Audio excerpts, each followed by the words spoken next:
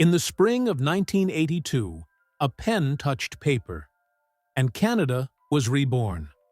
After more than a century under Britain's legal authority, Prime Minister Pierre Trudeau stood before the world and signed the Constitution Act, giving Canada full control of its own laws. Inside that document lay the Charter of Rights and Freedoms, a new promise that every Canadian, no matter their faith, color, or origin, was equal before the law. For many, it was the moment Canada truly came of age. Yet, as the ink dried, one province refused to sign.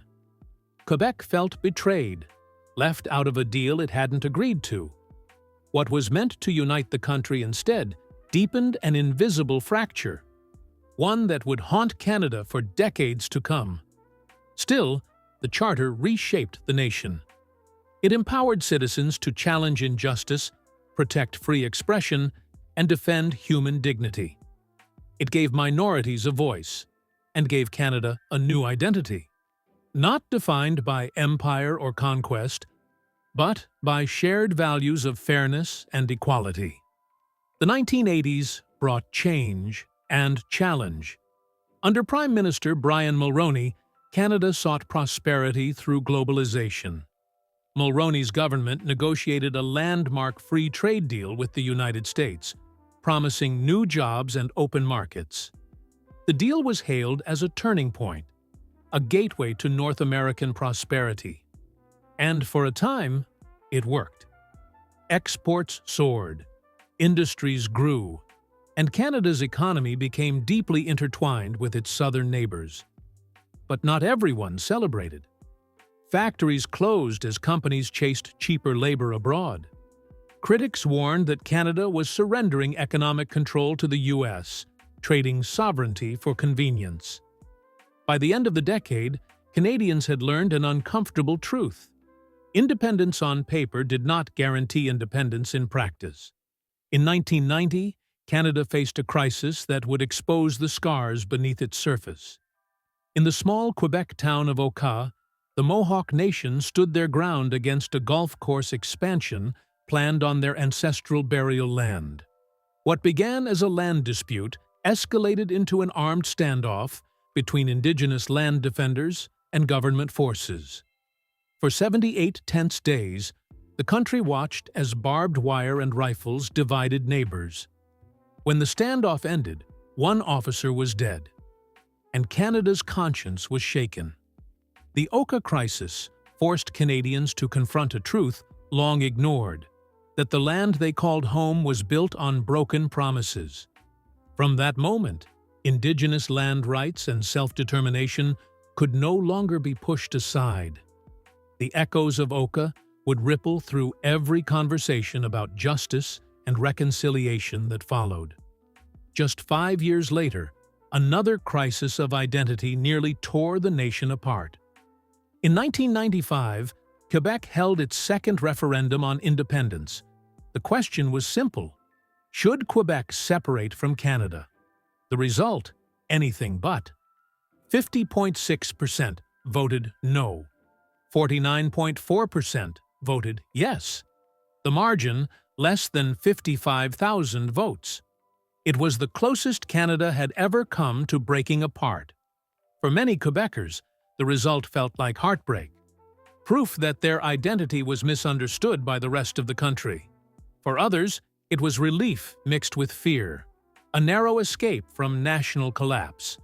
Ottawa responded with the Clarity Act, defining how any future secession vote would work.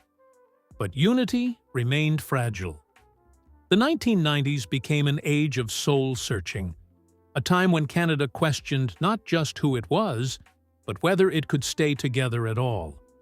The new millennium brought new tests. After the September 11th attacks, Canada joined the global war on terror.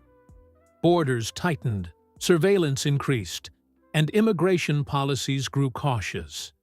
While many supported stronger security, others, especially Muslim and immigrant communities, felt the sting of suspicion. It was a reminder that fear can bend even the freest nations. But amid fear, there was progress. In 2005, Canada became the fourth country in the world to legalize same-sex marriage. It was a historic moment, cementing Canada's reputation as a global leader in human rights.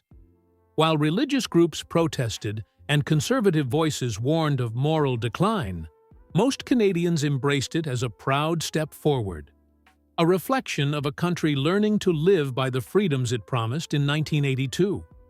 Then came 2008, the year the world's economy collapsed. Banks failed. Markets plunged. Millions lost jobs. But while the United States and Europe reeled, Canada stood surprisingly firm.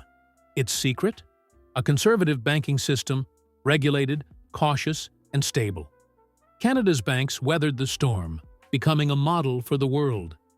Yet the victory was bittersweet. Factories closed, jobs vanished, and young Canadians entered the workforce into a recession. Inequality widened, and the dream of stable middle-class life began to feel out of reach for many. Still, Canada's cautious strength proved something: that responsibility and restraint could protect a nation even in global chaos. That same year, another reckoning began. Prime Minister Stephen Harper stood before Parliament and delivered a historic apology to the survivors of residential schools, a network of institutions where Indigenous children had been taken from their families, forbidden to speak their language, and subjected to decades of abuse. The apology led to the Truth and Reconciliation Commission, a national effort to document the survivors' stories. It was painful, raw, and necessary.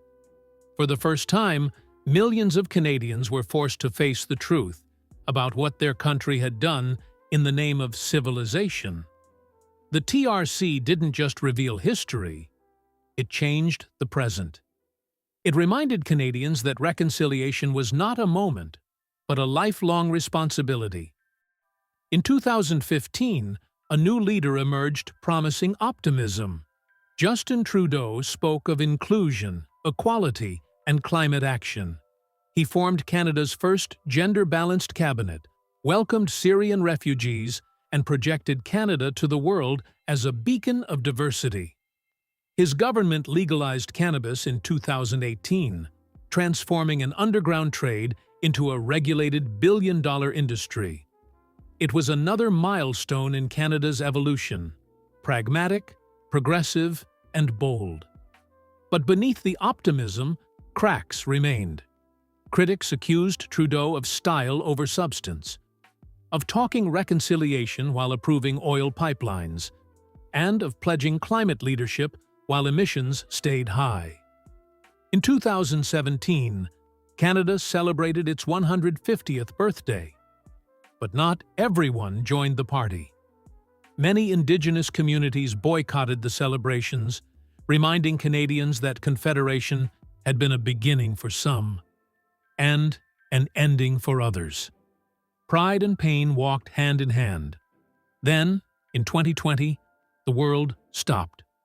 COVID-19 swept across the planet, and Canada locked down. Borders closed, businesses shuttered, and fear spread faster than the virus itself. The government launched massive aid programs, the CERB, wage subsidies, vaccine rollouts, to keep families afloat. Millions were saved from ruin. But the cost was staggering. Hundreds of billions in new debt, soaring inflation, and growing frustration over restrictions. At first, the crisis united Canadians. Later, it divided them. Protests erupted over mandates and freedom, testing the very ideals the Charter had promised nearly 40 years earlier. When the dust began to settle, Canada emerged changed. Stronger in some ways, fractured in others. Just as Canadians began to heal, the past resurfaced in the most devastating way.